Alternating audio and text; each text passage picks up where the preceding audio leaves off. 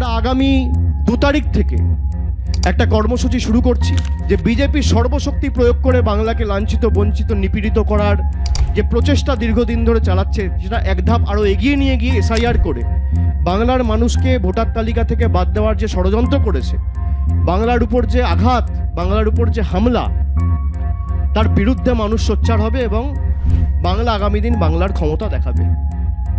আমি 2 তারিখ থেকে রাস্তায় থাকব।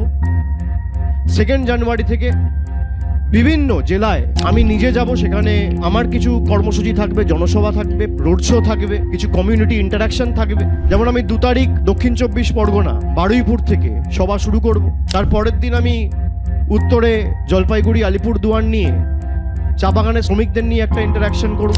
এবং সে কারণে আমরা যে ক্যাম্পেইনটা আজকে, যার শুভ সূচনার কারণে আপনাদের সবাইকে ডেকেছি, যে এদের যত ক্ষমতা আছে প্রয়োগ করো, এদের যত টাকা, এজেন্সি, ক্ষমতা, election commission, high court, supreme court, paramilitary force, SIR, income tax, ED, CBI, media, টাকা, যত কিছু আছে আপনার সর্বশক্তি লাগিয়ে আপনি প্রয়োগ করুন।